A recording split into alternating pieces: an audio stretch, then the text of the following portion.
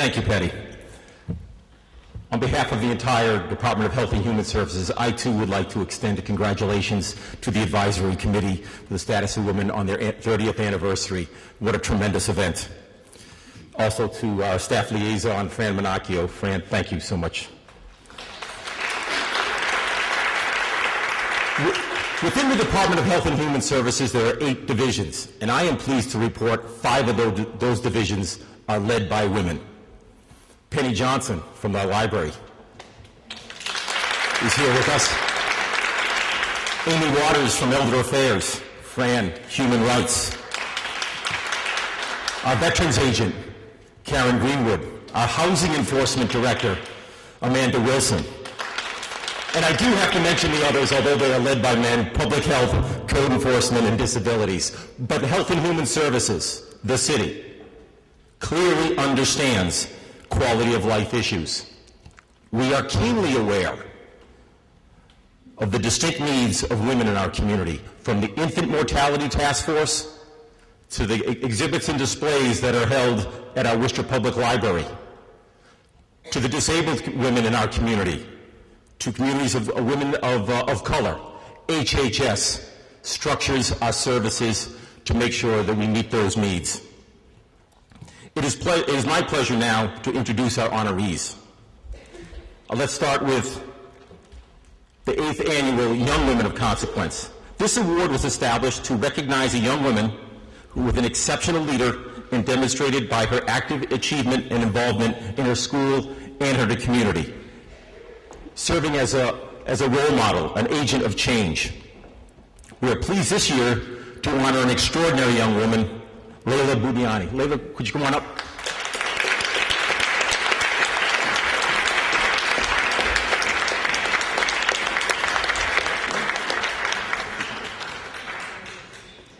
Leila is a junior at Burncoat High School. Okay, come on up. She's a perfect, dynamic and positive role model. Leila began social justice activism with her mom. At the age of 6, attending her first rally, she assisted her mom with refugee work, working with individuals from Kosovo, Albania, and Afghanistan. At Burncoat High, she's established a debate club that explores world conflicts, religion, books, and media.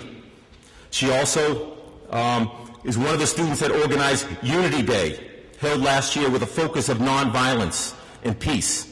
She facilitated an activity for a group of 50 students. As a result, she organized a new student club. It's called SAVE, Students Against Violence Everywhere, to maintain an atmosphere within the school that is free of violence and respectful of everyone's right to learn. At Burncoat High, she represented Burncoat as a regional student student council statewide, and was elected to serve on the State Advisory Council. Principal John Bierfeld noted in his nomination letter, and I quote, "Leila's leadership skills draw in others. Indeed, all great leaders share a common magnetic personality trait that motivates others to get involved. She does this by her power and her enthusiasm and passion for what she believes in." Leila's bright future includes the aspiration of potentially being an attorney, advocate for human rights, specifically on domestic violence and human trafficking. Worcester is truly fortunate. We are blessed to have Leila as this year's Young Woman of Consequence. Thank you to Leila's parents, for her faculty, and the staff, the administration at Burncoat High. Leila, congratulations.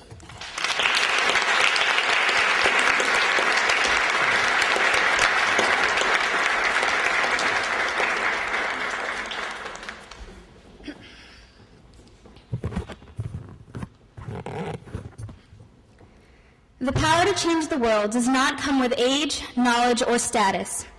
It is achieved simply with passion.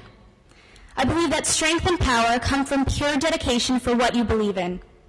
This is not easily obtained. It has to live inside of you, within your soul, like a flame waiting to be put out.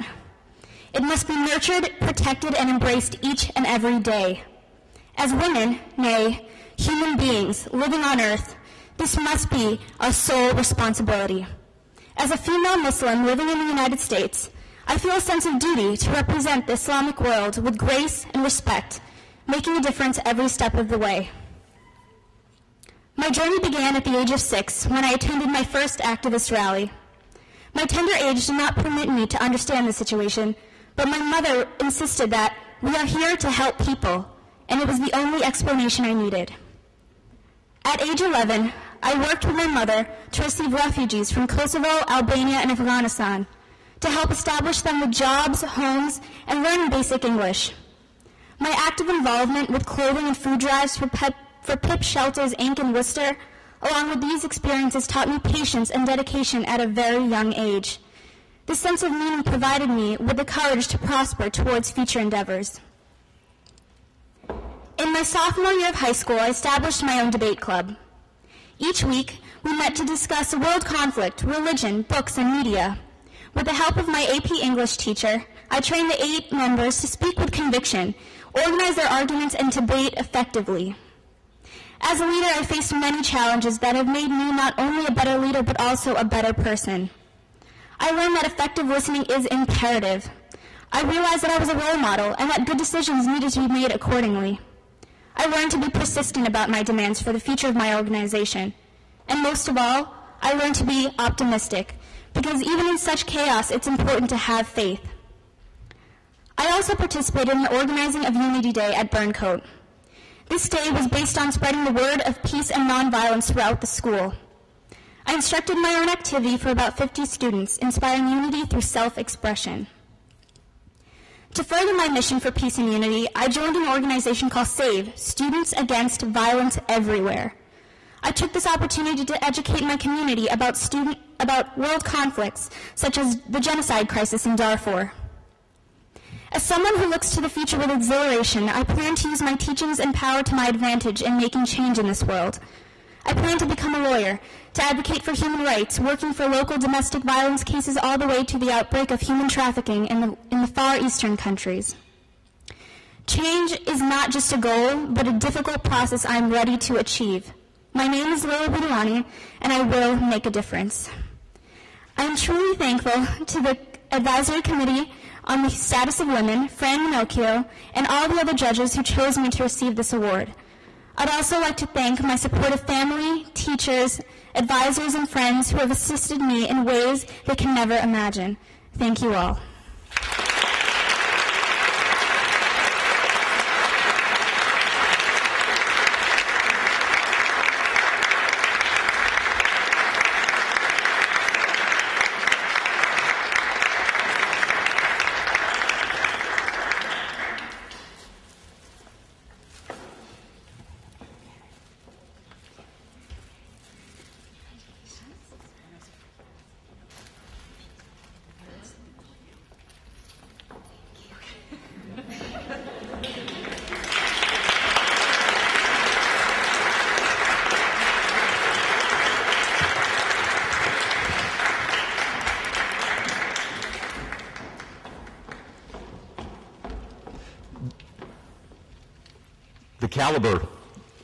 The caliber of nominations was so strong this year that the committee felt